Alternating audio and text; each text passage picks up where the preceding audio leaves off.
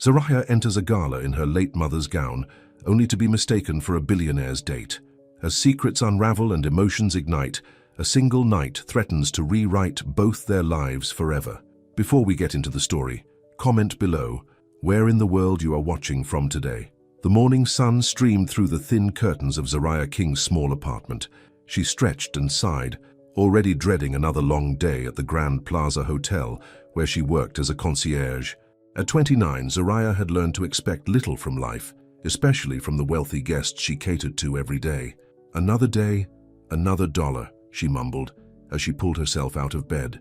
Her phone buzzed with a text from her mother. "Baby, did you remember to pay that bill for me? Things are tight this month." Zoraya closed her eyes briefly. Ever since her father had walked out when she was 8, leaving nothing but unpaid bills and broken promises, her mother had struggled. And Zoraya had learned early that the only person you could truly count on was yourself. "Already done, Mama, don't worry," she texted back, even though that payment had eaten into her art supply fund for the month. Her gaze drifted to the corner of her apartment where her easel stood. A half-finished portrait waited there, her true passion, her escape. Her drawings and paintings were the only place she felt truly free. 2 hours later, Zoraya stood behind the polished marble counter of the Grand Plaza Hotel, her dark hair pulled back in a neat bun, her hotel uniform pressed and perfect. "Good morning, Ms. King," said Marcus, the bellhop, with a wide smile. "Ready for another exciting day of serving the rich and famous?" Zoraya laughed. "As ready as I'll ever be." Just then, the hotel's revolving doors spun, and a man walked in who made every head turn. Tall, with broad shoulders and a confident stride, he wore an obviously expensive suit that fit him like it had been painted on. "That's Julian Crestwood," Marcus whispered. "Millionaire, tech company or something. Stays in the penthouse whenever he's in town." Julian Crestwood approached the concierge desk, his eyes, a startling blue against his tanned skin, focused on his phone. "I need dinner reservations at LeBlanc tonight, 8 o'clock, he said without looking up. "I'm sorry, Mr. Crestwood," Zoraya replied calmly. "LeBlanc is fully booked tonight. There's a charity event." He finally looked up, clearly not used to hearing the word no. For a moment, he just stared at her, and Zoraya felt something strange pass between them, a flicker of recognition, though she was certain they'd never met. "I can get you into Azura instead," she offered. "The chef there is actually better, though don't tell anyone I said that." A slight smile touched his lips. "Is that so? I wouldn't steer you wrong, Mr. Crestwood." He studied her name tag. "Zoraya," he said, as if testing how her name felt on his tongue. "Make it happen." As he walked away, Zoraya shook her head. Typical rich guy, handsome, sure, but also cold and entitled. She'd met 100 like him. What she didn't know was that Julian Crestwood had just received an invitation that morning, an invitation that would soon change both their lives. In his penthouse suite, Julian stared at the embossed invitation on his coffee table like it was a ticking bomb. "The Westover Foundation Annual Gala," it read, "honoring Vanessa Westover and her engagement to Congressman David Mitchell." Vanessa, his ex-fiancée, the woman who had left him for a rising political star 6 months ago, claiming Julian was too consumed by his work and emotionally unavailable. His phone rang. It was his best friend, Alex. "Did you get it?" Alex asked without preamble. "The invitation, yeah. Are you going?" Julian ran a hand through his dark hair. "She's obviously inviting me just to rub her new engagement in my face. So don't go. And let her think I'm hiding? That I care?" Julian's jaw tightened. "No way." "Then show up with someone who'll make her regret walking away," Alex suggested. "Someone stunning, someone unexpected." Julian's mind flashed to the concierge downstairs, those intelligent eyes, that quiet confidence, and something else, a resemblance he couldn't quite place. "I might have an idea," he said slowly, "but I'll need your help." The next day, Zoraya was surprised when Marcus approached her at the end of her shift. "Hey, remember my cousin Tasha?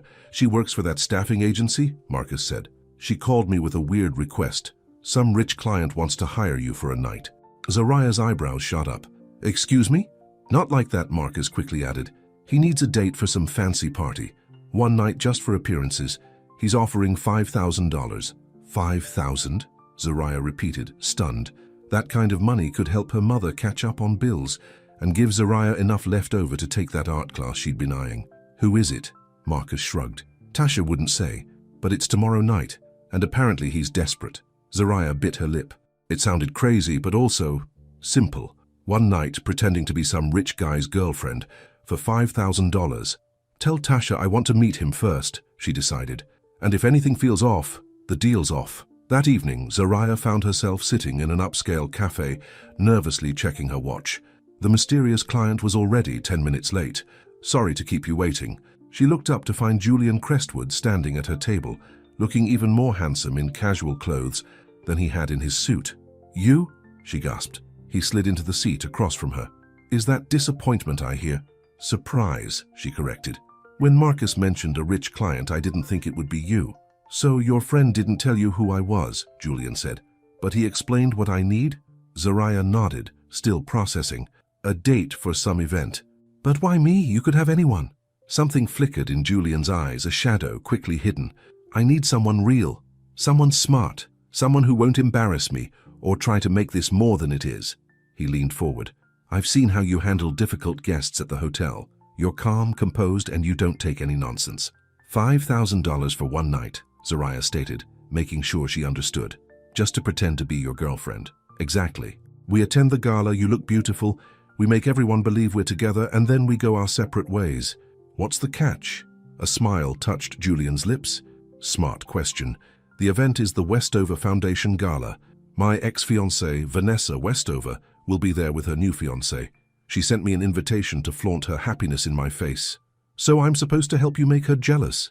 Zariah asked, frowning. Not jealous. I just refuse to show up alone and let her think I'm still pining for her. His blue eyes held Zariah's gaze. This is business, Ms. King. Cold, simple business. Zariah thought of her mother's mounting bills, of her own dreams of taking advanced art classes. $5,000 for one night of pretend. I'll need a dress, she said finally. Julian's face broke into a genuine smile, the first she'd seen from him. I'll have a selection delivered to your apartment tomorrow morning. Choose whatever you like. How do you know where I live? He handed her a business card. I don't. Text your address to this number. My assistant will handle everything. As Zariah took the card, their fingers brushed, and she felt an unexpected jolt of electricity. For a moment, something unreadable passed across Julian's face, that same strange recognition she'd noticed at the hotel. Is there something on my face? She asked, self-conscious. Julian shook his head as if clearing away a thought. No, it's nothing. He stood up. Tomorrow night, then. My driver will pick you up at 7. As he walked away, Zariah couldn't shake the feeling that there was more to this arrangement than Julian was telling her. But $5,000 was $5,000, and really, how complicated could one night be? The next morning, Zariah woke to a knock on her door. Outside stood a woman with a clipboard and 3 men carrying garment bags. Ms. King, I'm Sophia, Mr. Crestwood's assistant.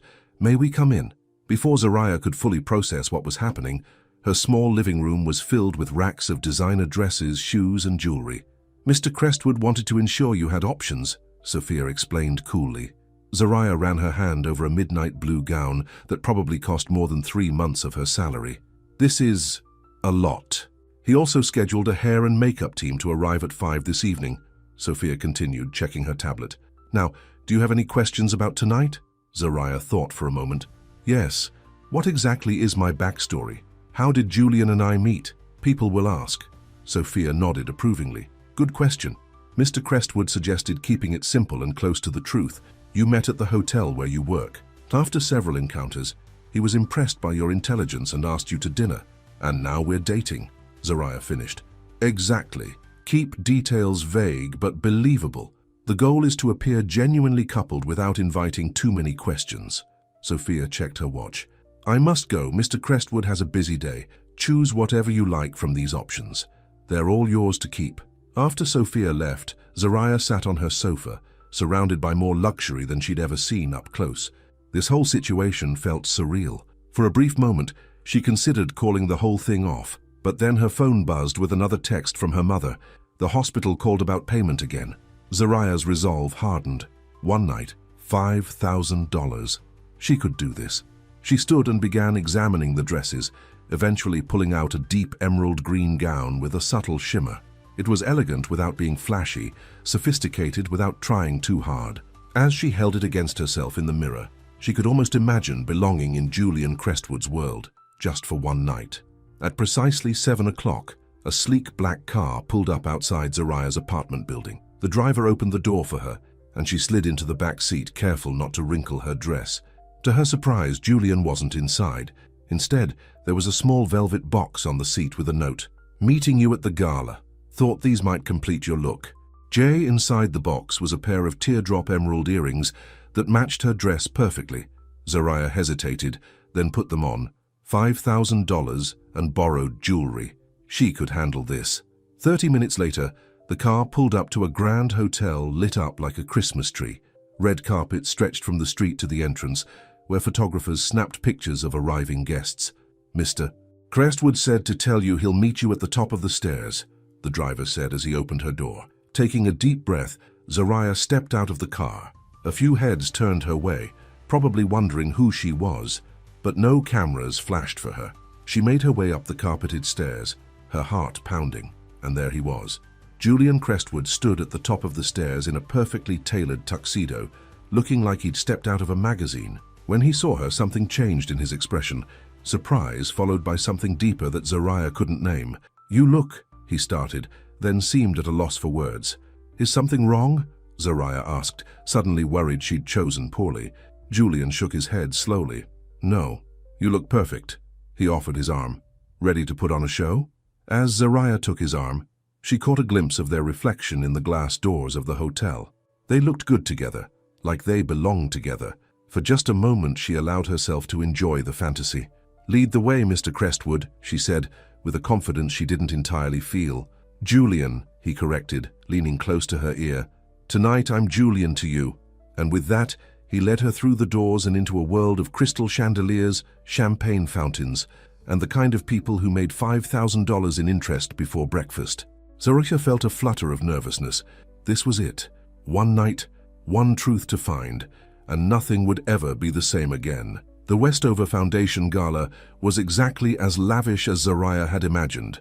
The grand ballroom glittered with thousands of tiny lights, making the crystal chandeliers sparkle like stars. Waiters in white gloves circulated with trays of champagne and hors d'oeuvres that looked too pretty to eat. "Stay close," Julian murmured, his hand warm against the small of her back. "And remember, you're not impressed by any of this." Zoraya raised an eyebrow.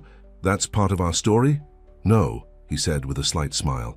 "That's just you," the concierge who wasn't impressed by Julian Crestwood. Before she could respond, an older gentleman approached them, hand extended. "Julian, didn't think you'd show tonight," the man said, giving Julian a hearty handshake before turning curious eyes to Zoraya. "Wouldn't miss it, Senator," Julian replied smoothly. "May I introduce Zoraya King? Zoraya, this is Senator Williams." "Lovely to meet you," Zoraya said, extending her hand with a warm smile. The senator seemed charmed. "The pleasure is mine. I must say, Julian, you've been keeping this beautiful woman a secret. How did you two meet?" Julian glanced at Zoraya, something playful in his eyes. "She put me in my place at her hotel. I was immediately intrigued. He was demanding the impossible," Zoraya added, surprised by how easily the words came. "I offered him something better instead." The senator laughed. "A woman who knows her mind. Good for you, Julian." As the senator moved on, Julian leaned closer to Zoraya. "That was perfect. Natural." "I just told the truth," she replied. "Partly, anyway." Over the next hour, they moved through the crowd together. Julian introduced her to business associates, politicians, and socialites, whose names Zoraya knew she'd never remember. To her surprise, playing the role of Julian's date wasn't as difficult as she'd feared. He stayed close, his hand often finding hers or resting lightly on her back. When he spoke to others, he frequently glanced at her, including her in conversations, asking for her opinion. If Zoraya didn't know better, she might have thought it was real. "There she is," Julian said suddenly, his body tensing. "Vanessa." Zoraya followed his gaze to a stunning blonde woman in a white gown. On her arm was a handsome man with silver-streaked hair and a political smile, the kind practiced in front of mirrors until it looked natural. "Your ex-fiancé?" Zoraya asked quietly. Julian nodded, his jaw tight. "And her fiancé, Congressman Mitchell." Zoraya studied the woman for a moment. Vanessa Westover was classically beautiful, with the kind of polished perfection that came from a lifetime of privilege. But there was something cold in her smile, calculating in her eyes as they swept the room. Those eyes eventually landed on Julian, widening slightly in surprise. Clearly, she hadn't expected him to actually attend. Then her gaze shifted to Zoraya, and her perfect smile faltered for just a moment. "She's coming this way," Zariah whispered. "What's our play?" Julian's hand tightened around hers. "Just be yourself. That's enough to make anyone jealous." Before Zariah could process that unexpected compliment, Vanessa was upon them, her fiancé in tow. "Julian," she said, air-kissing his cheek, "I'm so glad you could make it." "Wouldn't miss it," Julian replied, his voice perfectly pleasant. "Congratulations on your engagement, Vanessa. Congressman, good to see you again." The men shook hands with practiced civility. "And who is this?" Vanessa asked, her eyes scanning Zariah with barely disguised curiosity. "This is Zariah King," Julian said, his voice warming as he looked at her. "Zariah, this is Vanessa Westover and Congressman David Mitchell. Lovely to meet you both," Zariah said with a genuine smile. She'd dealt with enough wealthy guests at the hotel to know how to handle this situation. "The foundation is doing amazing work. I was just reading about your education initiative in underserved communities." Vanessa seemed taken aback, clearly not expecting substance from Julian's date. "How you follow our work? I grew up in one of those communities," Zariah said simply. "Education was my way out. So yes, I follow organizations that help kids like I was." The congressman stepped forward, suddenly interested. "Which neighborhood, if you don't mind my asking?" "Southside Atlanta," Zariah replied. "Not the part that's been gentrified." "I'm heading there next month for a campaign stop," he said. "Perhaps you could share some insights about the area's needs." Zariah felt Julian's surprise beside her, but she kept her focus on the congressman. "I'd be happy to. The community center on Maple Street would be a good place to start. They're doing incredible work with limited resources." As they continued talking, Zariah became aware that Vanessa was studying her with increasing intensity. Finally, the blonde woman interrupted. "How did you and Julian meet? He usually doesn't date." "Well, smart women?" Zariah supplied with a sweet smile that took the sting out of her words. Julian laughed, a genuine sound that seemed to surprise Vanessa. "She's right.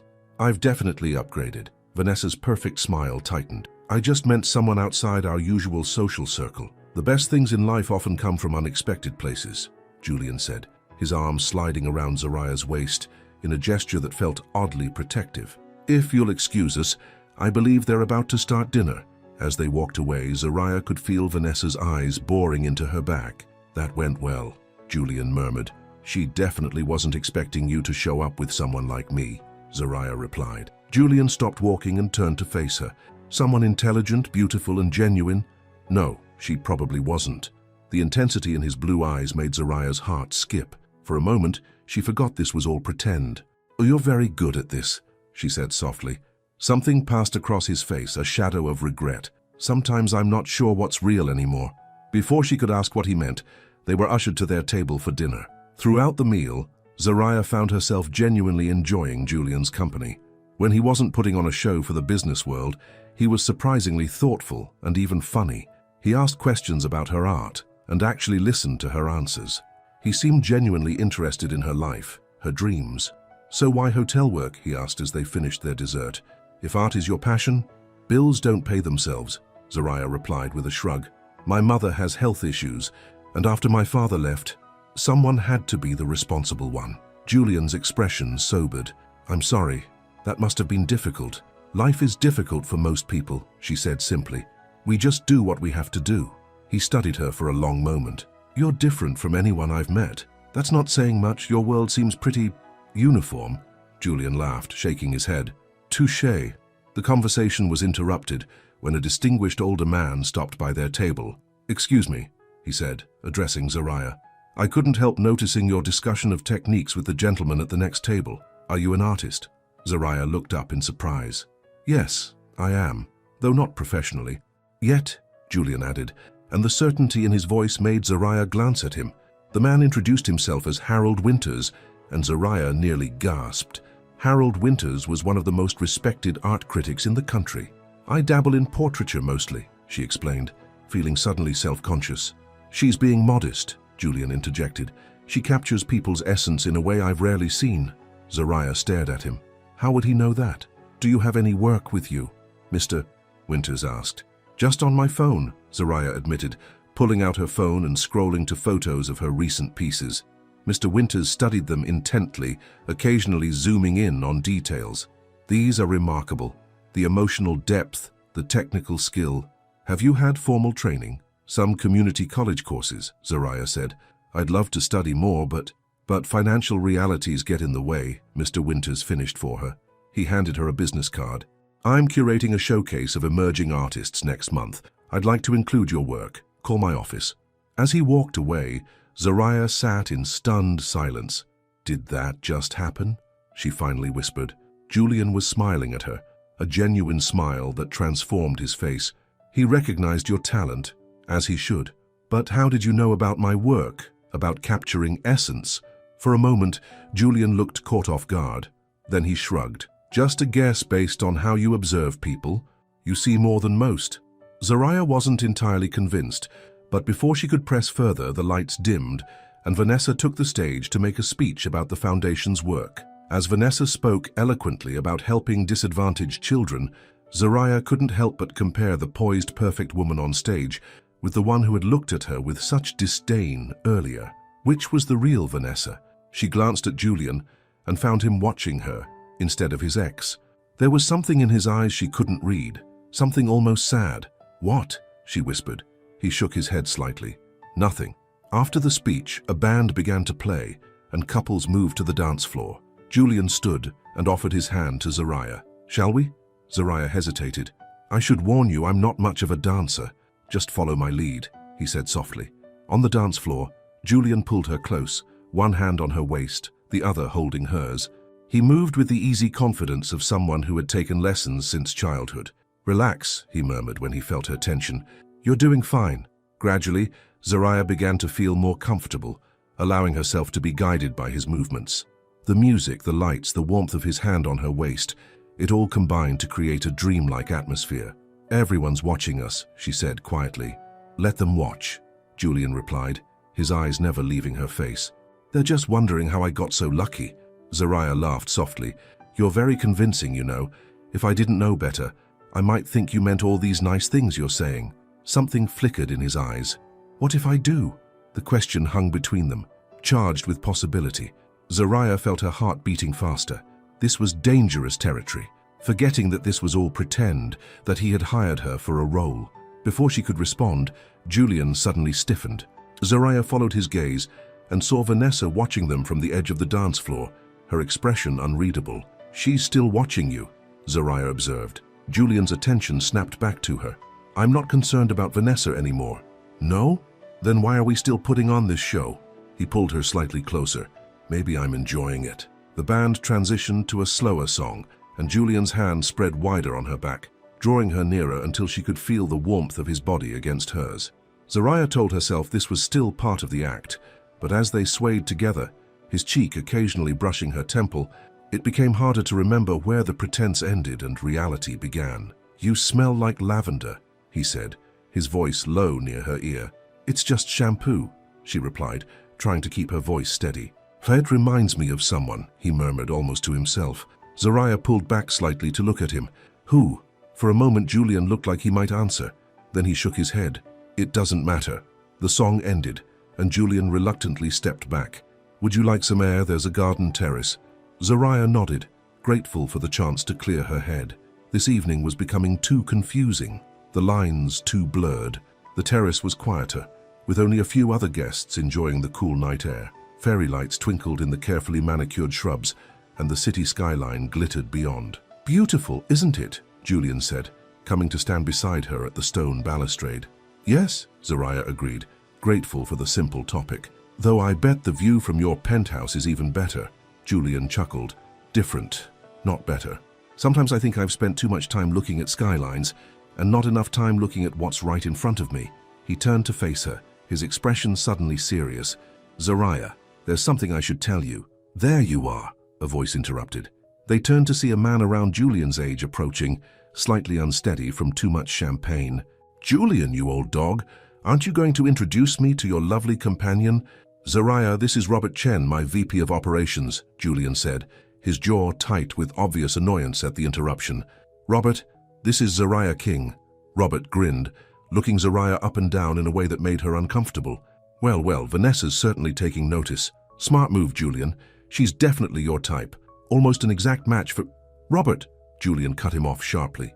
I think your wife is looking for you. Robert held up his hands in surrender. Just saying what everyone's thinking. Nice to meet you, Zariah. Don't let this one push you away like he does everyone else. As Robert stumbled back inside, Zariah turned to Julian, confusion and the first tendrils of hurt creeping into her heart. What did he mean? Almost an exact match. Match for who? Julian's face had closed off, the warmth from their dance gone. Robert's drunk. He doesn't know what he's talking about.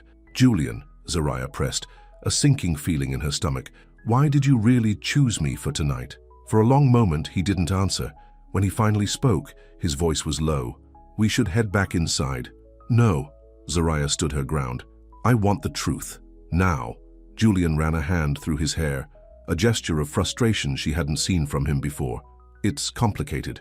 Try me. He sighed deeply. You remind me of someone I used to know. Someone I lost. The words hit Zariah like a slap. She stepped back, suddenly seeing the evening in a completely different light. So I'm what? A stand-in? A replacement for someone else? That's not what I... Is that why you picked me? Because I look like her? Zariah's voice rose slightly. Who was she, Julian? An ex, the one who got away? Julian reached for her arm, but she pulled away. Zariah, please, let me explain. I think you just did. She felt foolish now, for enjoying his company, for feeling special when he looked at her, for thinking, even for a moment, that his interest might be genuine. I was just a prop in your game with Vanessa, a stand-in for someone else. Just then, the glass doors to the terrace opened and several guests spilled out, laughing and talking loudly. Julian leaned closer, lowering his voice. Can we please discuss this somewhere private? There's nothing to discuss, Zariah said, fighting to keep her voice steady. I did what you paid me to do. The night's almost over. Let's just finish it and be done. Without waiting for his response, she turned and walked back into the ballroom, her head high despite the ache in her chest. She had let herself forget, just for a while, that this was all pretend, that she was an employee, not a date, that a man like Julian Crestwood would never truly be interested in someone like her. As she made her way through the crowded room, she heard someone call her name. Turning, she saw Mr. Winters, the art critic, waving her over to a small group. Ms. King, I was just telling my colleagues about your remarkable talent. Do you have time to join us? Zariah hesitated, glancing back to see Julian making his way toward her through the crowd. She made a quick decision. I'd be delighted, she said, stepping into the circle and away from Julian. For the next half hour, she immersed herself in conversation about art techniques and inspirations, trying to ignore the feeling of Julian's eyes on her from across the room. This was her moment, a potential break for her artistic career. She wouldn't let her foolish feelings for a man who saw her as a replacement ruin it. Your perspective is so refreshing, one of the gallery owners in the group told her. So authentic. You must join us for the gallery opening next week. As they exchanged contact information, Zariah became aware of a commotion near the main entrance. She looked up to see Vanessa engaged in what appeared to be an intense conversation with Julian. Trouble in paradise? Mr. Winters murmured, following her gaze. They have history, Zariah said simply. Don't we all? He replied with a knowing smile. The question is whether we let it define our future. Those words stuck with Zariah as she watched Julian and Vanessa from across the room. Their body language spoke volumes. Vanessa leaning in, one hand on Julian's arm, while he stood stiffly, maintaining distance. What was their conversation about? And why did Zariah care so much? She excused herself from the group and made her way toward the ladies' room, needing a moment alone to collect her thoughts. As she passed near Julian and Vanessa, she couldn't help overhearing fragments of their conversation. She's lovely, Julian, Vanessa was saying, her voice dripping with false sweetness. But we both know why you brought her. She looks just like... Don't! Julian cut her off, his voice hard. You don't get to talk about that. Still so sensitive, Vanessa sighed. This is why we never worked, Julian. You're still living in the past, using this poor girl as a stand-in. Zariah froze, the words confirming her worst fears. She must have made a sound because both Julian and Vanessa turned to look at her. Zariah, Julian said, stepping toward her, his eyes filled with something that looked like regret. But Zariah had heard enough. Without a word, she turned and walked quickly toward the exit, ignoring Julian calling her name. She couldn't bear to hear whatever explanation he might offer. The truth was clear enough. She had been a replacement all along, a shadow of someone else, just a stand-in. Outside, she instructed the valet to call her a taxi, refusing to wait for Julian's driver. As she stood on the steps of the hotel, The cool night air, a sharp contrast to the warmth of the ballroom. She felt oddly calm despite the hurt swirling inside her. $5,000. That's what tonight was worth. A business transaction, nothing more. She heard footsteps behind her and turned to see Julian approaching, his expression troubled. "Zariah, please let me take you home. I've called a taxi," she said, her voice steady. "Our arrangement is complete, Mr. Crestwood. You got what you paid for.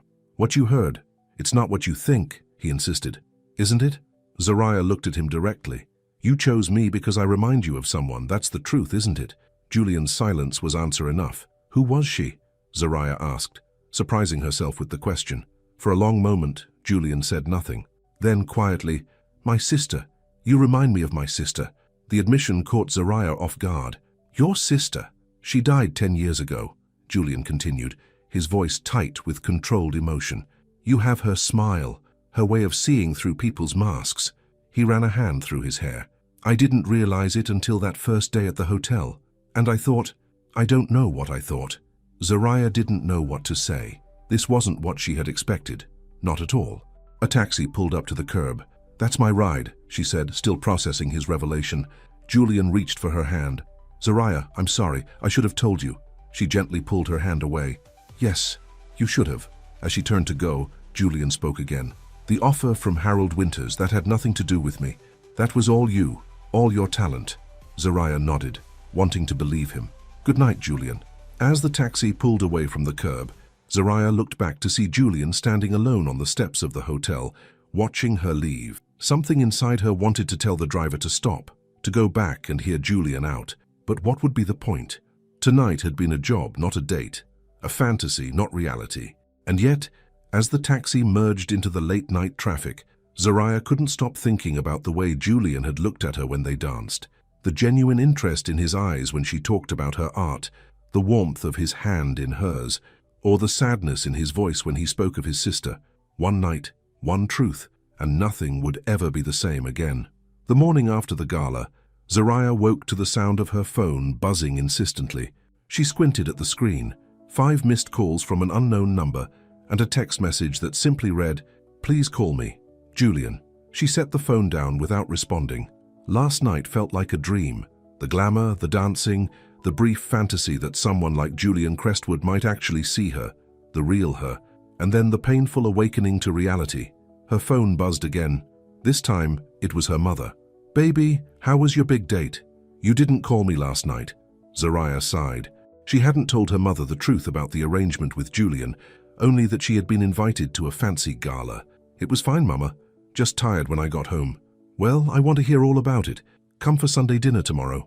"I'll be there," Zariah promised. After hanging up, she forced herself out of bed. The emerald dress lay draped over a chair, a glittering reminder of a night that wasn't real. Next to it was her purse, where she'd placed the small envelope Julian's driver had handed her before the gala, containing a check for $5,000. A clean business transaction.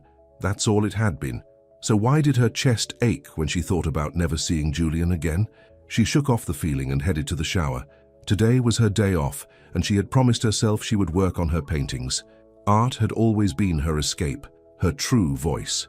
Now with Harold Winters' business card sitting on her kitchen counter, it might finally become something more. Across town, Julian sat in his penthouse office, staring at his phone. Zariah hadn't answered his calls or texts. Not that he blamed her. "You look terrible," said a voice from the doorway. Julian looked up to see his best friend, Alex, leaning against the doorframe. "Thanks for the update," Julian replied dryly. Alex came in and sat across from him. "I take it the gala didn't go as planned." Julian ran a hand over his face. "It went exactly as planned, until it didn't." "What happened?" "She found out why I chose her." Alex winced. "You told her about the resemblance to Lily?" "Not exactly." Julian stood and walked to the window, looking out at the city below. "Vanessa mentioned it, and Robert, in his usual tactful way, practically announced it to anyone listening." "Ouch." "Yeah." Julian turned back to his friend. "The thing is, Alex, it started out as that. The resemblance to Lily caught my attention, but last night with Zariah, it became something else, something real." Alex studied him for a moment. "I haven't seen you like this since, well, ever." "She's different," Julian said simply. "She sees through all the bullshit. She's talented, smart, genuine. And now she thinks she was just a replacement for my dead sister. Did you explain? I tried. She wouldn't listen. Julian picked up his phone again, checking for messages that weren't there. And why should she? I hired her to play a part, then got upset when she didn't want to keep pretending. So what are you going to do? Julian's jaw set with determination. I'm going to make it right. 2 days later, Zariah was back at work at the Grand Plaza Hotel. She had successfully avoided thinking about Julian Crestwood, mostly by throwing herself into preparations for the showcase Harold Winters had invited her to join. She had selected 3 of her best portraits to display and was working on a 4th in her spare time. Someone's in a mood, Marcus commented as they stood behind the concierge desk. That fancy party not go well? Zariah forced a smile. It was fine, just busy with my art stuff. Uh-huh, Marcus said, clearly not believing her. Well, heads up. Mr. Grumpy from 1502 is headed this way and he does not look happy. Zariah looked up to see an elderly man approaching the desk with a scowl. Mr. Peterson had been staying at the hotel for a week and had complained about everything from the temperature of his coffee to the firmness of his mattress. Good morning, Mr. Peterson, Zariah said with her best professional smile. How can I help you today?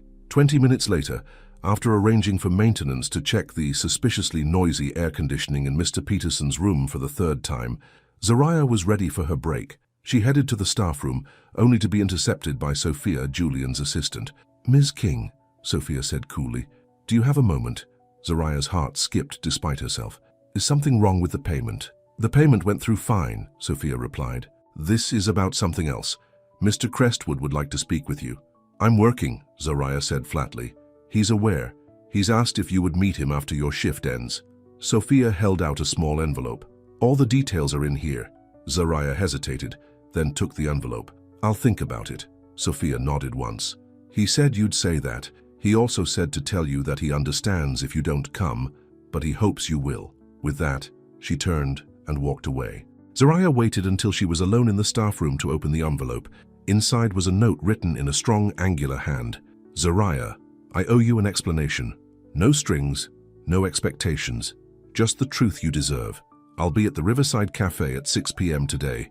I hope you'll join me, but I understand if you don't. Julian Zariah folded the note and put it back in the envelope. Part of her wanted to throw it away, to put the entire bizarre episode behind her. But another part, a stronger part, wanted answers. When her shift ended at 5:30, she found herself heading toward Riverside Cafe instead of home. The cafe was small and unpretentious, nothing like the upscale establishment Zariah would have expected Julian to frequent. It overlooked the river, with a patio that offered a peaceful view of the water. Julian was already there, sitting at a corner table with 2 cups of coffee. He wasn't wearing his usual designer suit, but jeans and a simple button-down shirt. He looked more approachable this way, more human. He stood when he saw her. You came. I almost didn't, she admitted, taking the seat across from him. I'm glad you did. He pushed one of the coffee cups toward her. I remembered you take it with cream, no sugar. The fact that he'd noticed such a small detail caught her off guard. Thanks. For a moment, neither spoke. Julian seemed to be gathering his thoughts, and Zariah was content to let him struggle. Finally, he began. I owe you an apology and an explanation. You don't owe me anything, Zariah said. We had a business arrangement. It's done. Is that really how you see it? Julian asked, his blue eyes searching hers. Zariah looked away. How else should I see it? Julian sighed. Fair enough, but I'd still like to explain if you'll let me. She nodded once, wrapping her hands around the warm coffee cup. My sister Lily died 10 years ago, Julian began, his voice low. She was 19. Car accident. Despite her resolve to remain detached, Zariah felt a pang of sympathy. I'm sorry, Julian nodded. She was the best of us. Kind, creative, saw the good in everyone. After she died, something in our family broke. My parents retreated into their grief. I threw myself into building the business, becoming successful, as if that could somehow fill the hole she left. He paused, taking a sip of his coffee. When I first saw you at the hotel, something about your smile reminded me of her. Not in a creepy way, he added quickly, just a flash of recognition, that same genuineness she had. So you hired me because I reminded you of your sister, Zariah stated, trying to keep the hurt from her voice. At first, yes, Julian admitted. I don't know what I thought, that having you there would make the night easier somehow. But then I got to know you and it became about you, not any resemblance to Lily. Zariah wanted to believe him, but doubt lingered. How convenient. Julian leaned forward. Zariah, I've dated plenty of women who look nothing like my sister. I've never once sought out someone because they reminded me of her, until you. And it wasn't about your appearance. It was something in your spirit, your authenticity. So I'm supposed to feel flattered? Zariah challenged. No, Julian said firmly. You're supposed to understand that while the resemblance to Lily might have been what first caught my attention, it's not why I couldn't take my eyes off you all night. It's not why I called you afterward. And it's certainly not why I'm sitting here now. His intensity made Zariah's heart beat faster. Then why are you here?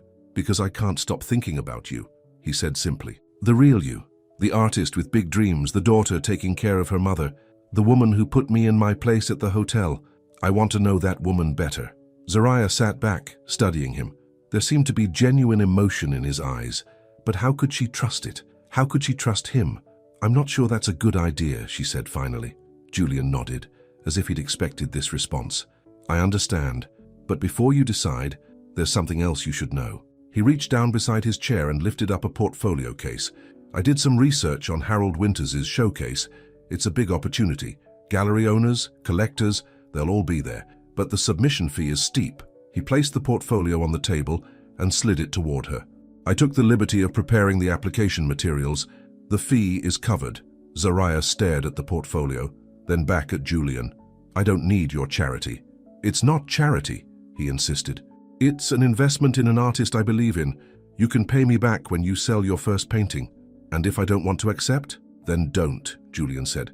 Tear it up. Find another way. I know you will because you're determined, but I'm hoping you'll see this for what it is. My way of trying to make things right. Zariah's fingers hovered over the portfolio. The showcase was a real opportunity, one she might not get again. But accepting Julian's help felt like opening a door she wasn't sure she should walk through. Why do you care so much? She asked softly. Julian's expression was open, vulnerable, in a way she hadn't seen before. Because that night at the gala, for the first time in years, I felt like myself. Not the CEO, not the ex-fiancé, not the guy who lost his sister. Just me. And that was because of you. The sincerity in his voice was hard to dismiss. Zariah found herself wanting to believe him, despite her better judgment. I need time to think, she said finally. Julian nodded. Take all the time you need. My number's in there, if you want to talk. As Zariah stood to leave, portfolio in hand, Julian remained seated. For what it's worth, he said, Vanessa called me yesterday. Zariah paused. Oh? She wanted to try again. Said seeing me at the gala made her realize she'd made a mistake. And what did you tell her? Zariah asked, trying to sound casual. Julian's eyes held hers. I told her I'd met someone who reminded me what it feels like to be real with another person, and I wasn't going back to pretending. Zariah felt a rush of emotion she wasn't prepared for. Without another word, she turned and left the cafe, the weight of the portfolio in her hands, nothing compared to the weight of Julian's words on her heart. For the next week, Zariah threw herself into preparing for the showcase. She had decided to use the application materials Julian had prepared, not because she forgave him, she told herself, but because it would be foolish to pass up the opportunity. Harold Winters had been impressed with her submission and had selected all 3 of her portraits for display. The showcase was just 2 weeks away, and Zariah was working feverishly to complete a 4th piece, a portrait of her mother, capturing the quiet strength and dignity that had sustained them both through difficult years. She hadn't contacted Julian, though she'd found herself reaching for her phone more than once. What would she even say? That she was flattered but still hurt? That she was confused by her own feelings? That despite everything, she missed talking to him? It was easier to focus on her art. On Sunday evening, she visited her mother for dinner, as promised. They sat in the small kitchen of the apartment where Zariah had grown up, eating her mother's famous pot roast. You're quiet tonight, her mother observed. Still thinking about that man from the gala. Zariah looked up in surprise. How did you know? Her mother smiled knowingly. Baby, I raised you. I know when something's on your mind, and you've barely mentioned this big fancy date you went on, which tells me there's a story there. Zariah sighed and told her mother everything, the arrangement, the gala, Julian's revelation about his sister, and his subsequent attempt to make amends. Her mother listened without interrupting, her wise eyes taking in every detail. When Zariah finished, she reached across the table and took her daughter's hand. You know what I think? She said. I think sometimes people come into our lives for the strangest reasons, but it's what happens next that matters. What do you mean?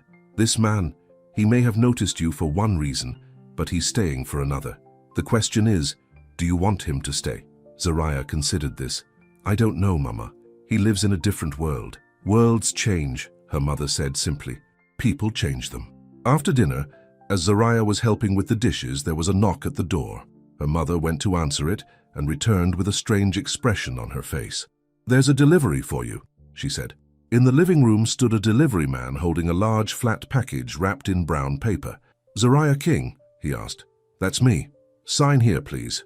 After he left, Zariah carefully unwrapped the package.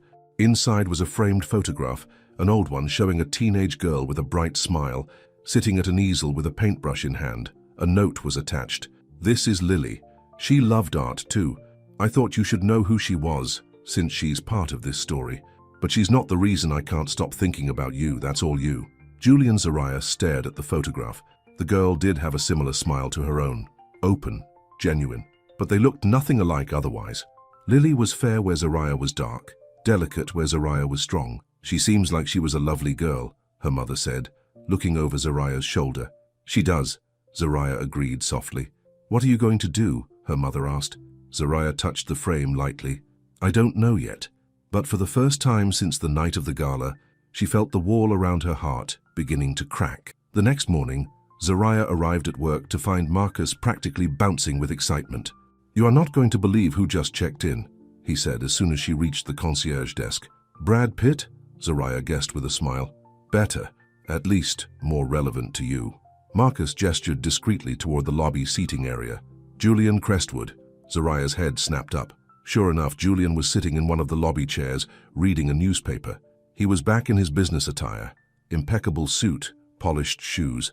But something was different about him. He seemed calmer somehow. What is he doing here? She whispered. He lives in this city. He doesn't need a hotel room. Marcus shrugged. He specifically asked for our lowest floor, smallest room, said something about a change of perspective, and he asked if you were working today. Zariah's heart pounded. What did you tell him? The truth, that you'd be here until 6. Marcus grinned. Come on, Zariah. The man is clearly trying to get your attention. Are you going to make him sit there all day? Yes, she said firmly. I'm working. But throughout the morning she was acutely aware of Julian's presence. He remained in the lobby, occasionally speaking on his phone, but mostly just waiting, watching without being obvious about it, giving her space while making it clear he wasn't going anywhere. By lunchtime, Zariah's curiosity got the better of her. During her break, she approached him. What are you doing, Julian? He looked up from his newspaper, a smile spreading across his face. Having an overpriced coffee and catching up on the news. You know what I mean. Why are you staying at this hotel when you have a penthouse 20 minutes away? Julian set the paper aside. I'm trying to see the world from your perspective, starting with where you work. Zariah crossed her arms. And how's that going for you? Enlightening, he admitted. I've been a guest at luxury hotels all over the world, but I've never really paid attention to the people who make them run. I've watched you handle 3 demanding guests this morning, with more patience than I've shown in board meetings with people who make millions. His observation was unexpectedly perceptive. It's my job. It's more than that, Julian said. It's who you are. You see people, really see them, even when they're being difficult. Zariah didn't know how to respond to that. I have to get back to work, Julian nodded. I'll be here, room 302 if you want to talk later. Throughout the afternoon, Zariah tried to focus on her job, but her thoughts kept drifting to Julian. What game was he playing? Or was it not a game at all? At the end of her shift, she found herself walking to the elevator, pressing the button for the 3rd floor before she could change her mind. Room 302 was at the end of the hall, one of the hotel's smallest rooms, with a view of the parking garage instead of the city skyline. Zariah hesitated, then knocked. Julian opened the door, his expression brightening when he saw her. He had changed into jeans and a t-shirt, looking more casual than she'd ever seen him. You came, he said, stepping back to let her in. The room was indeed small, a basic queen bed, a desk, a chair. Julian's laptop was open on the desk, papers spread around it. Working from a hotel room, she asked, noticing the spreadsheets on the screen. Trying to, he admitted. The Wi-Fi is slower than I'm used to. Zariah smiled despite herself. Roughing it, huh? Perspective. he reminded her with a smile of his own. Want to sit? The only places to sit were the desk chair and the bed. Zariah chose the chair, and Julian perched on the edge of the bed. I got your gift, she said. The photograph. Julian nodded. I wanted you to see her, to understand. She was beautiful, Zariah said softly. You must miss her. Every day, Julian agreed. But that's not why I'm here, Zariah. Then why are you here? In this hotel, in this tiny room? Julian leaned forward, his eyes intent on hers. Because I wanted to know what it's like to live in your world even for a little while. Because I'm trying to show you that I see you, not a shadow of someone else, not a convenient date, but you. The intensity in his voice made Zariah's breath catch. Julian, I know you don't trust me, he continued. You have no reason to, but I'm asking for a chance to earn that trust. He hesitated, then added, I've been doing a lot of thinking since that night at the gala, about the life I've built, the walls I've put up, about what's real and what's just for show. And what have you concluded? Zariah asked quietly. That I've been hiding in plain sight for years, he said. In business suits and penthouse views and relationships that look good on paper. And then you came along, someone who doesn't care about any of that, and suddenly I couldn't hide anymore. His words resonated with something deep inside Zariah, a recognition of truth that was hard to dismiss. Still, she held back. What exactly are you asking for, Julian? A second chance, he said simply. Not a business arrangement, not a show for others. Just a chance to get to know each other for real this time. Zariah looked at him, really looked at him. Not the millionaire, not the man trying to make his ex jealous, but the person sitting before her now. She saw vulnerability in his eyes, a genuine hope that made her own walls feel suddenly flimsy. I'm still not sure, she said honestly. Julian nodded. I understand. Take all the time you need. I'll be in room 302 for the rest of the week. He smiled. Unless they kick me out for monopolizing the business center printer. That made Zariah laugh. The business center has 2 printers. Now you tell me, he groaned, and the moment of humor broke the tension between them. As Zariah stood to leave, Julian remained seated, giving her space. For what it's worth, he said, I'm glad you came by. Me too, she admitted, surprising herself with the truth of it. At the door, she turned back. The showcase opens next Friday at the West Side Gallery. 7 o'clock, if you're interested. Julian's face lit up. I'll be there. For the next week and a half, Zariah and Julian developed a strange new routine. He continued to stay at the hotel, and she would occasionally stop by room 302 after her shift. They would talk, really talk, about their lives, their dreams, their fears. Julian told her about growing up with the pressure of family expectations, about his complicated relationship with his parents after Lily's death, about the emptiness of success without anyone to share it with. Zariah shared stories of her childhood, of learning to draw with second-hand art supplies, of her dreams to someday open a community art center for kids who, like her, couldn't afford formal lessons.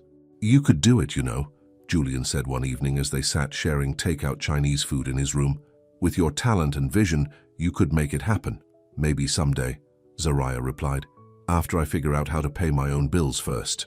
Julian didn't offer to solve her problems with his money, which Zariah appreciated. Instead, he asked questions, offered perspectives, treated her dreams with respect rather than charity. Slowly, cautiously, Zariah felt herself beginning to trust him. Not the persona he showed the world, but the man beneath it. The man who laughed at her jokes, who listened intently when she spoke about her art, who was staying in a cramped hotel room just to understand her world better.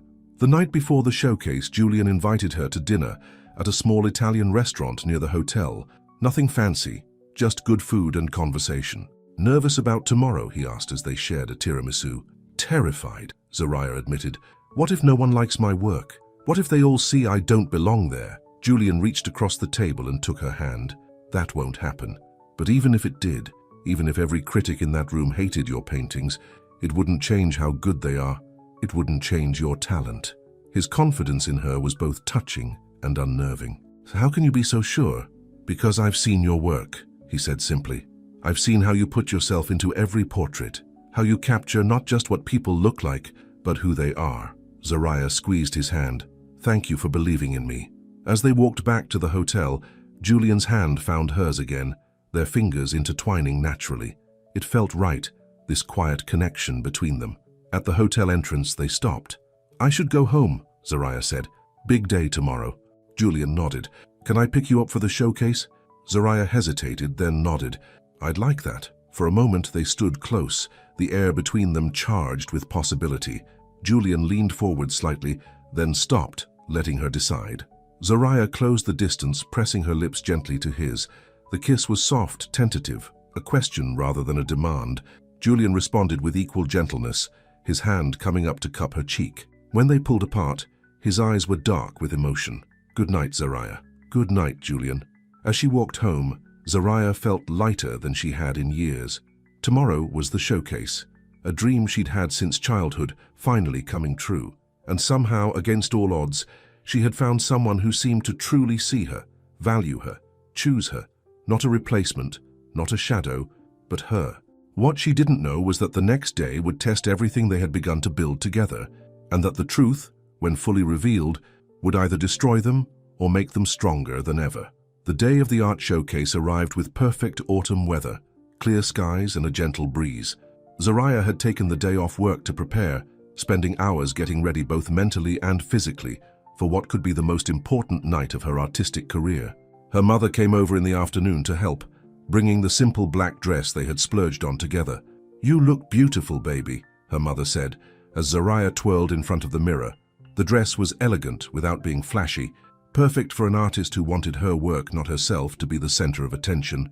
Do you think people will like my paintings? Zariah asked, the nerves evident in her voice. Her mother took her hands. They'll love them because they're honest, because they show how you see the world. She paused, then added with a knowing smile, and how is your hotel guest doing? Zariah couldn't help the blush that rose to her cheeks. He's different than I thought. Her mother hummed, not pushing but clearly pleased. He's coming tonight? He said he would. Good. Her mother squeezed her hands. Now let's do something with this hair of yours. By 6 o'clock, Zariah was ready. Her hair was swept up in an elegant updo, her makeup subtle but polished. The gallery had arranged for her paintings to be picked up the day before, so all she needed to do was show up. Right on time, there was a knock at her door. When she opened it, Julian stood there in a well-cut suit holding a small gift bag. His eyes widened appreciatively as he took in her appearance. You look stunning. Thank you, she replied, suddenly shy. You clean up pretty well yourself. Julian smiled and handed her the gift bag. A little something for your big night. Inside was a slender silver bracelet with a small paintbrush charm. Simple, elegant, meaningful. Julian, it's beautiful, Zariah said as he helped her fasten it around her wrist. I wanted you to have something to remember tonight by, he explained. Whatever happens. Her mother appeared behind Zariah. You must be Julian. I've heard a lot about you. Julian extended his hand. Mrs. King, it's a pleasure to meet you. Take care of my baby tonight, she said, her voice warm but with an unmistakable note of warning. Yes, ma'am, Julian replied seriously. I promise. As they drove to the gallery in Julian's car, Zariah tried to control her nerves. What if no one buys my paintings? What if they think I don't belong there? Julian reached over and squeezed her hand. Then they're blind fools. But that's not going to happen. Your work speaks for itself, Zariah. The West Side Gallery was in the city's arts district, a modern building with gleaming glass walls. As they pulled up, Zariah saw that a small crowd had already gathered inside. Ready? Julian asked as he helped her from the car. Zariah took a deep breath, as I'll ever be. Inside, the gallery was elegantly lit, with each artist's work displayed in its own section. Harold Winters spotted Zariah immediately and came over to greet her. Miss King, so glad you could join us early. Your pieces are generating quite a buzz already. He led them to a corner of the gallery where Zariah's 4 portraits hung. Seeing them displayed professionally under perfect lighting took her breath away.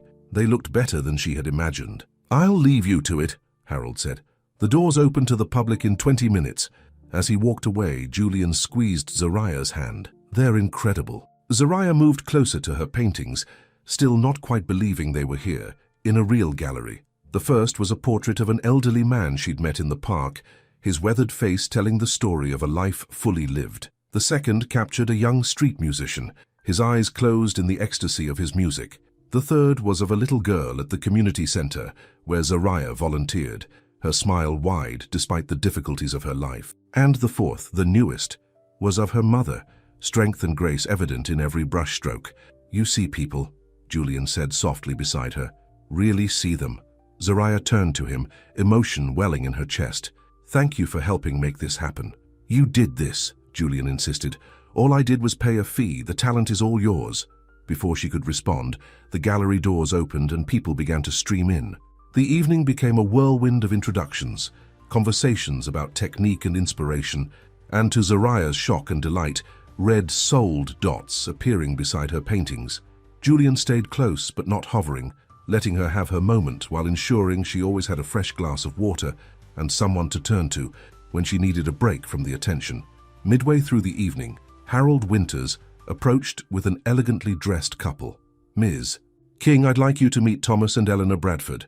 They own the Bradford Gallery chain. Zariah shook their hands, trying to hide her excitement. The Bradford Galleries were among the most prestigious in the country. Your work is remarkable, Eleanor said. So honest, so emotional. We are particularly interested in your portrait of the elderly gentleman. That's wisdom, Zariah explained. I met Mr. Jenkins in the park. He feeds the pigeons every day and tells stories to anyone who'll listen. You've captured something essential about aging, Thomas observed. Dignity amid decline. We'd like to discuss the possibility of featuring your work in our Emerging Artists Showcase next month. Zariah nearly dropped her water glass. That would be an honor. They exchanged information, promising to be in touch the following week. As they walked away, Zariah turned to Julian with wide eyes. Did that just happen? Julian beamed at her. It did, and it's just the beginning. The evening continued in a dreamlike haze. By 9 o'clock, all 4 of Zariah's paintings had sold, 1 to the Bradfords, 1 to a local collector, and 2 to anonymous buyers. We should celebrate, Julian said as the crowd began to thin. Dinner, champagne, whatever you want. Zariah nodded, still dazed by her success. Let me just thank Harold first. As she made her way across the gallery, she overheard a familiar voice. Vanessa Westover standing with a small group near the entrance. Julian certainly has eclectic taste these days, Vanessa was saying, her voice carrying just enough to reach Zariah's ears. First his charity date, now buying amateur art. I suppose he's going through some sort of phase. Zariah froze. Buying amateur art. She turned slowly, looking back at her display. All 4 paintings had sold. 1 to the Bradfords, 1 to a collector, and 2 to... A cold feeling spread through her chest. Had Julian bought her paintings? Was this whole evening just another elaborate show of his wealth and influence?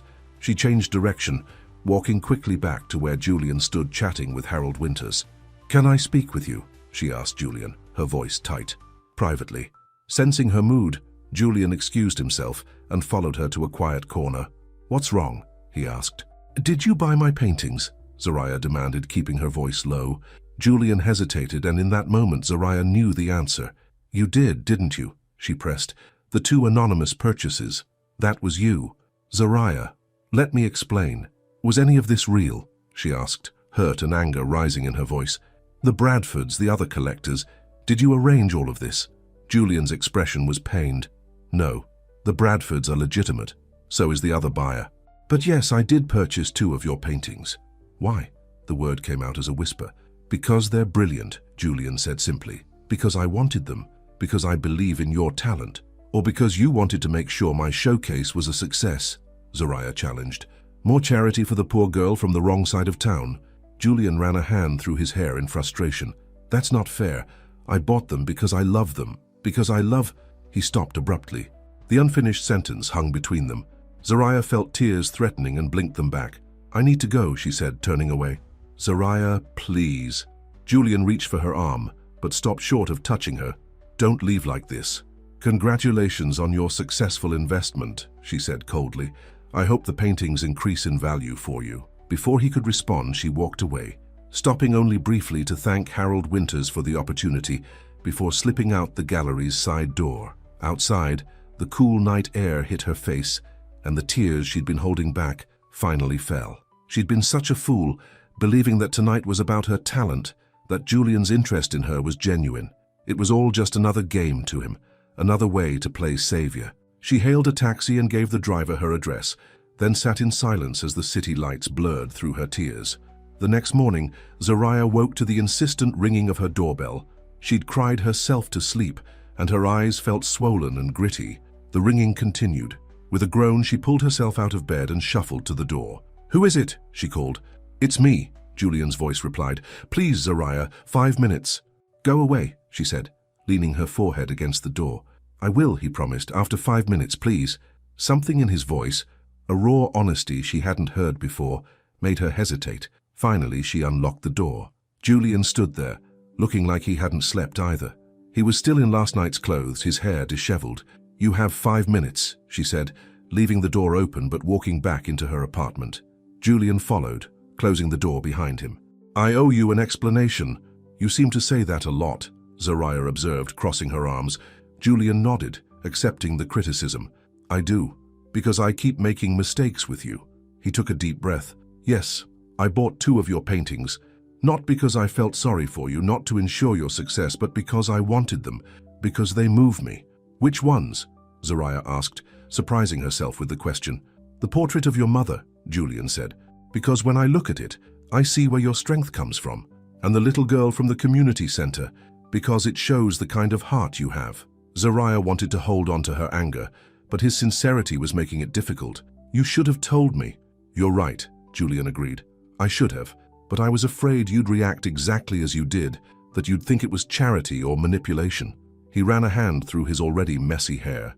"I just wanted to support you without making you feel like you needed my support." Put that way, Zariah could almost understand his reasoning. Almost. "What about the Bradfords?" she asked. "Did you arrange that too?" "No," Julian said firmly.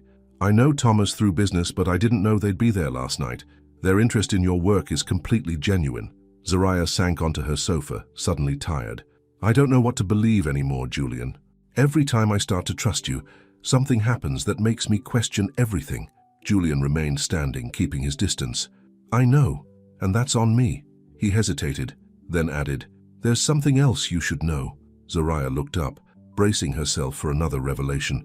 "I'm giving up my penthouse," Julian said. "I've realized lately how empty that life is, how disconnected I've been from what matters." He paused. "I'm looking for a place in the arts district, something smaller, more real, and I've decided to start a foundation in Lily's name to fund art programs for underprivileged kids." Zariah stared at him, trying to process this unexpected turn. "Why are you telling me this?" Julian met her gaze. "Because you changed me, Zariah. Meeting you, seeing the world through your eyes, it woke me up, made me realize I've been hiding in luxury, in business, in relationships that look good on paper but lack any real substance." The sincerity in his voice was impossible to dismiss. Zariah felt her defenses weakening. "Julian, your 5 minutes are up," he said, moving toward the door. "I promised I'd go, and I will. But I want you to know something first." He turned back to face her. "What I almost said last night at the gallery, it was true. I'm falling in love with you, Zariah King. Not because you remind me of someone else, not because you fit some image I had in my mind, but because of who you are. Your strength, your talent, your heart." The words hit Zariah like a physical force. She stood, her legs unsteady.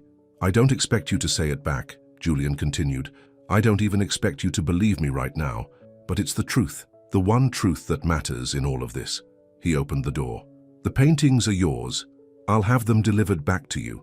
And if you ever want to talk about art, about life, about us, you know where to find me." He smiled sadly. "Room 302, at least for another week." With that, he was gone, leaving Zariah standing alone in her apartment, his words echoing in her mind. "I'm falling in love with you." Was it possible? Could she trust it? Trust him? For the next week, Zariah threw herself into her work at the hotel and her art at home. The Bradfords had called, confirming their interest in featuring her in their showcase. Harold Winters had sold 2 more of her paintings that she'd hurriedly delivered to replace the ones that had been returned by Julian. Success was within her grasp, the artistic recognition she'd always dreamed of. And yet, something was missing. Every day at work, she found herself glancing toward room 302, wondering if Julian was there, if he was waiting for her. But pride kept her from checking, from reaching out. On Friday afternoon, Marcus sidled up to the concierge desk with a knowing look. "Lover boy checked out this morning." Zariah's heart sank despite herself. "Did he?" "Yep. Left a package for you with the front desk." Her hands trembled slightly as Marcus handed her a small envelope. Inside was a key card and a note. "If you ever want to see your paintings again, they're at this address. No pressure, no expectations. Just thought you might want to know where they are." Beneath his signature was an address in the Arts District. Zoraya tucked the note into her pocket, her mind racing. Julian had moved and taken her paintings with him? After her shift, curiosity got the better of her. She found herself walking toward the address Julian had provided, the key card clutched in her hand. The building was a converted warehouse, nothing like Julian's sleek downtown high-rise. It had character, history, large windows that would let in plenty of natural light. Perfect for an artist. Zoraya hesitated at the entrance, then used the key card to let herself in. The elevator took her to the top floor, where there was only one door. She knocked, but there was no answer. Taking a deep breath, she used the key card again. The space inside was open and airy, with exposed brick walls and polished concrete floors. It was sparsely furnished, as if the occupant had just moved in. But what caught Zoraya's eye immediately were her paintings, both displayed prominently on the wall facing the entrance. She moved closer, studying them in this new setting. They looked good here, the lighting perfect, the space around them giving them room to breathe. "What do you think?" Zoraya spun around to find Julian standing in the doorway to what appeared to be a kitchen. He was in jeans and a t-shirt, casual, approachable. "You moved," she stated the obvious. Julian nodded. "I told you I was looking for something in the arts district." He gestured around. "This feels more like home already." Zoraya took in the space again, noticing details she'd missed before. A desk in the corner with Julian's laptop, a bookshelf half filled with books, large windows offering a view of the city that was different from his penthouse, but no less beautiful. "It suits you," she said, finally.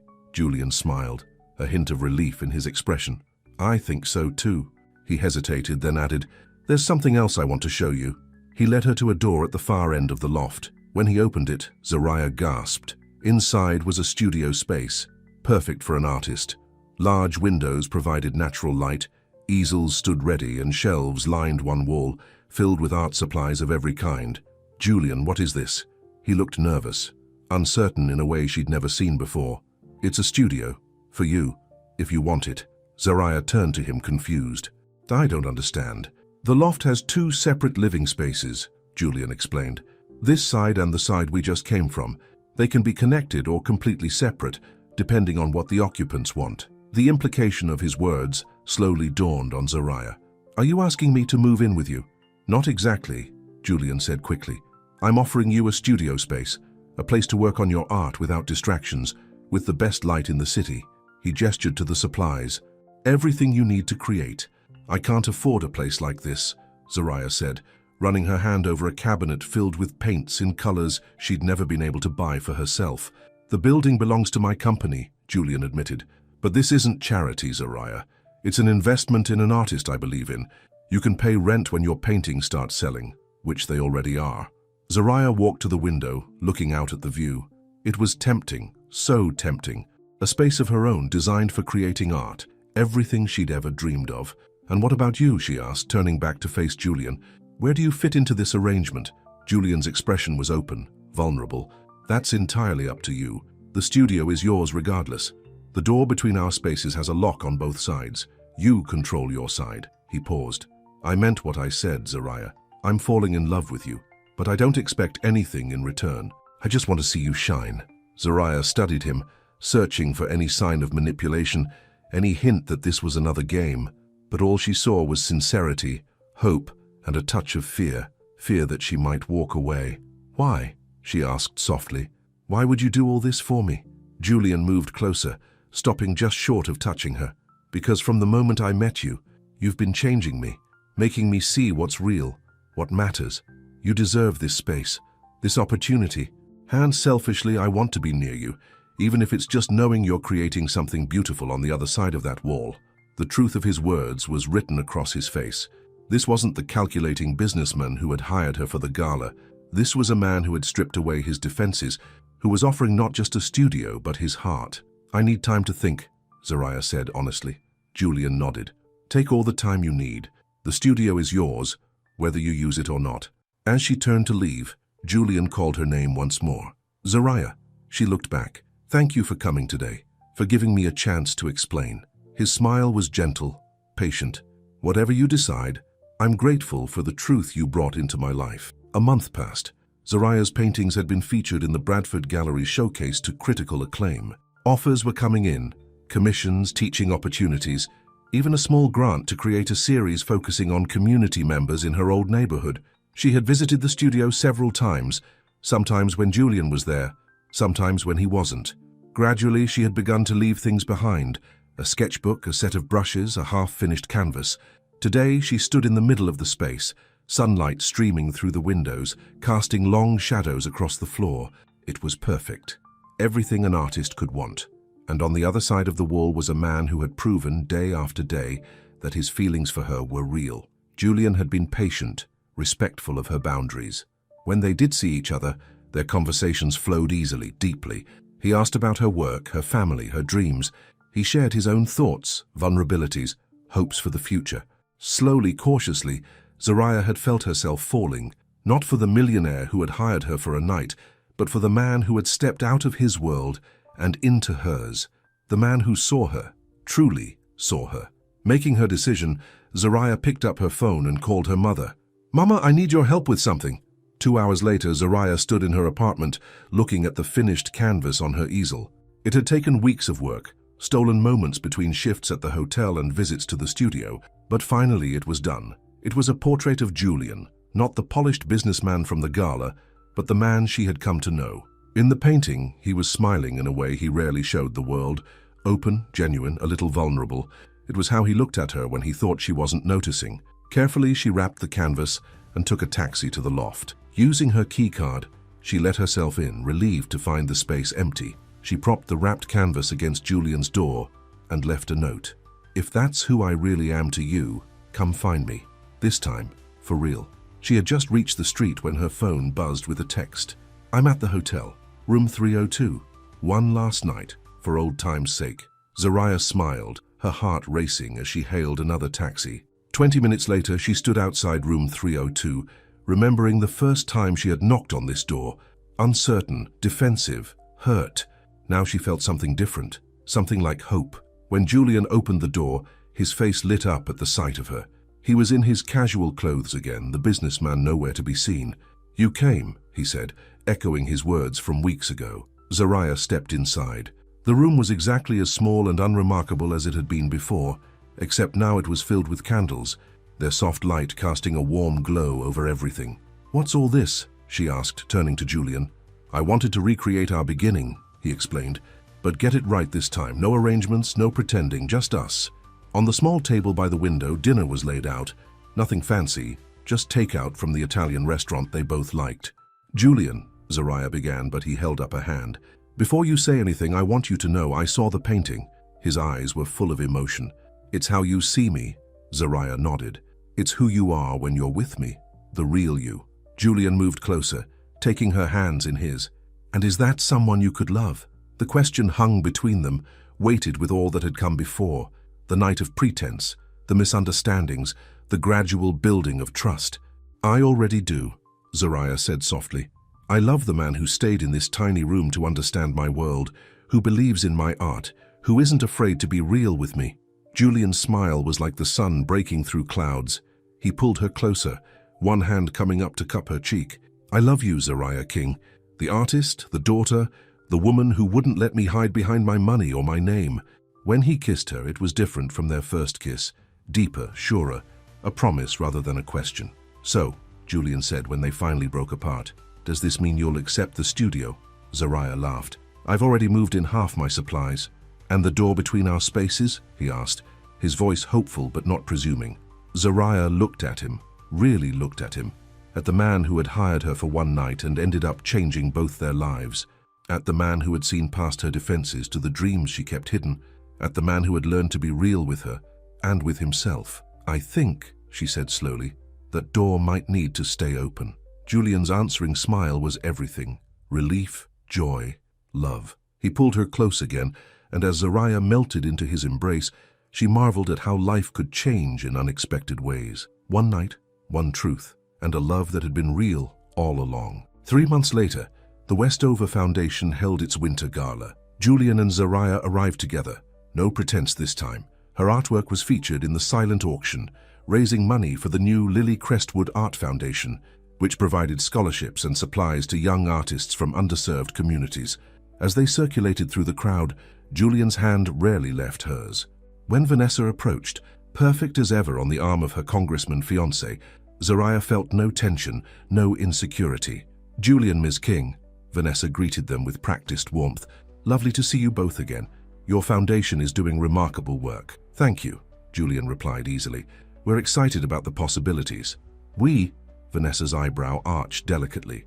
"Zariah is the creative director," Julian explained, his voice full of pride. "She knows firsthand what these programs can mean to young artists."